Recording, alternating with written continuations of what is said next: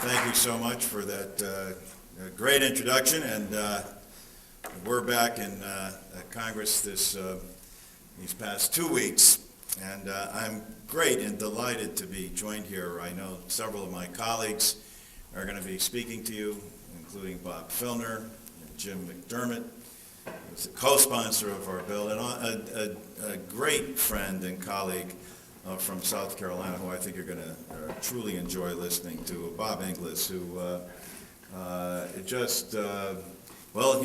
his office is right down the hall from mine, but we're also the co-chairs of the Hydrogen Caucus as well in the United States Congress. But this man is one of those rare members of Congress that stands on principle in the face of irrational logic. Bob, as I'm sure many of you know, was defeated in a primary in South Carolina because he actually believes in the science of climate change and understands the need for not only our nation, but the entire globe to respond. But he stood on principles. If John Kennedy were around, he'd put him in the profiles of courage for his conviction and his willingness to buck the tide, and especially acknowledge him. I would like to thank the Citizens Climate Lobby, the Progressive Democrats of America, the Carbon Tax Center, the Climate Crisis Coalition, and especially the Students for a Just and Stable Future for organizing this year's Pricing Carbon National Conference here at the brand new College of the Environment at Wesleyan University.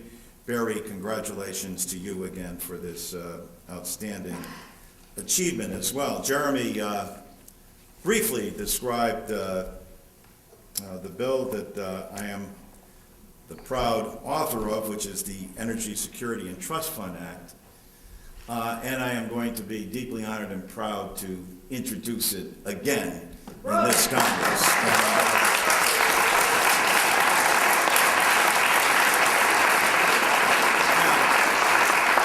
I think you pretty accurately described the issues that we face, Jeremy, and but I think it's clear that what people expect, especially those who I've talked to in the business community, is, and also individuals, what people want is certainty.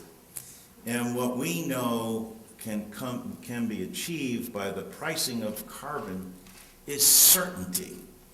And we know if we provide for the contingencies that we know will happen along the way, if we tax pollution at its source, if we pass on the savings to the consumer, if we provide for the research and development of alternative energies, and the sequestration of carbon, and the relief of the impacted workforce that we know this will impact, then we have a path forward to the future that's certain, that's clear, that makes common sense.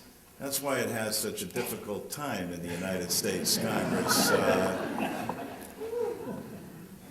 I'm very proud to be in a House of Representatives that where we passed more than 450 pieces of legislation that sit in the United States Senate, where they have taken no action on several fronts, but most notably in the area of the environment. And the great irony is that these are job creation alternatives that the country desperately needs. I'm a big fan, as I'm sure a number of you are, of Thomas Friedman. And I think that when you have before you an opportunity to address the economy, the environment, a source of energy, and foreign policy, shouldn't we be embracing this? I know that Vice President Gore is sad that he can't be here and sent a letter to you. And what Al Gore had to say about pricing carbon, I think, is spot on. We ought to reduce taxes on the things we need, such as wages, and raise taxes on whatever is dangerous to us, such as pollution and resource depletion. You can't say it any more straightforward and to the point. But I think, and I really admire what you're doing in terms of the million letters that you're focusing on getting out. But here's what I think we need to do. And Jeremy, you hit the nail, with the hammer right on. It's about taxes. And so that's why, frankly, when you look at the whole cap and trade issue, that back in the day, everyone thought this would be a clever way of talking about embracing the environment, the coupling of Wall Street and the environment. And we wouldn't be talking about taxes, we'd be talking about an auction, we'd be talking in a different form where people would actually come together and embrace the need. It wasn't, though, anyone that I know of in the United States Congress, including my good friend from Massachusetts, Ed Markey, or the Speaker of the House, Nancy Pelosi, didn't think that carbon tax was a better solution or pricing carbon. They just said, where are you going to get the votes? Where are you going to get the votes, and how do you overcome this cyclical issue that we deal with in seemingly almost all elections, local, state, and federal, over the concept of taxation? That's why we felt that this was a good path forward. But I'm anxious, as is the Vice President, to see what comes out of this conference. But here's one of my thoughts that I'd like to leave with you. I think we have to turn this around and talk about patriotism. I think that, is it patriotic to make sure that all human beings, all of humanity, but our children and future generations have clean air to breathe? Is it patriotic? Certainly it is.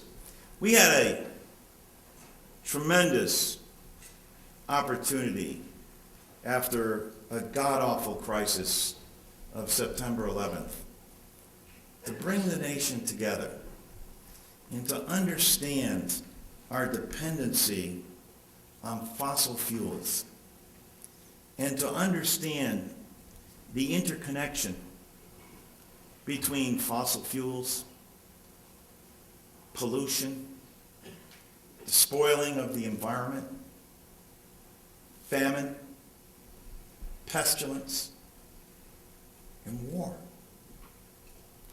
All intertwined in the pursuit of energy. We have an opportunity, America, to stand up as patriots and say, with this issue, it's not just the environment, as important as the environment is to all of us, but it's also about our very economy and embracing alternative forms of energy and thereby putting Americans back to work, thereby aiding and abetting the economy with a technology that will assist us in making the air cleaner, the climate less hot, and solving our dependency on foreign oil. We export so many of our dollars abroad. And those dollars go to aiding and abetting the very terrorists who strike our men and women in Iraq and Afghanistan. In essence, we are not only funding the war in Iraq and Afghanistan, but we, through the exporting of our dollars abroad, have been also funneling the money to the very people that attack our troops. If it isn't patriotic to stand up for our troops and end our dependency on foreign oil, end this wrongful nature of despoiling our climate, of polluting our air, and at the same time putting the nation back to work. My God, we said we could put a man on the moon. And when America put its mind to do it, we said, President Kennedy said we'd do it in 10 years. We did it in 9. Bob and I chair the Hydrogen Caucus. We believe that fuel cell technology is the key to our future. Yeah, it's going to be a transition to get there, but we have to believe in it. We have to believe in it as Americans and then invest in it. And investing it in America, investing in schools like this where the research and development is going to go on, and then in the alternative energies that will be developed. My God, if we can heat and cool the space station and provide the portable drinking water and bathing water there, can we get people back and forth to work here in this country and heat and cool our buildings? Yes, we can. That's why I think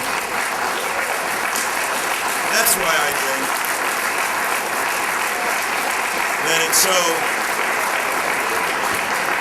it's so necessary to come together. But understand, we just went through an election cycle. I can't tell you how disappointed I am at the Citizens United decision. We are a country awash in money from special interests that simplify and demonize our democracy. And both parties are guilty for what's going on, because the problems that we face in this nation and around this globe are huge. And they don't happen in cyclical elections. And they're not solved in 30-second sound bites. They are structural in nature and at their core, moral. And what's at stake is the future of humanity. But in a democracy, we need to have people like you assembling and coming together, because change doesn't happen in the Beltway. It happens out here. It's when citizens come together and understand how important this is that change takes place. It's great to have people in Congress that embrace your concepts and ideas, but without your ideas, without your enthusiasm, without your dedication and persistence, it won't change in the midst of a nation awash in money. And so, as the Vice President said to you in his letter, he's looking forward to the outcomes. I'm sure you'll have many good suggestions how we can improve upon the bill that we will be reintroducing. And to the extent that we can send more people like Bob back to Congress, to the extent that we are battling individuals in many respects who not only don't believe in climate change, but many don't believe in evolution either. We are a better nation than that, but Americans cannot be deferential. We have to be involved and committed and engaged. That is the only way that change is going to come about. We have a gifted and talented, articulate president who can communicate these important changes. But without the groundswell of support, without the constant persistency on your part, it doesn't happen. Thank you for your efforts.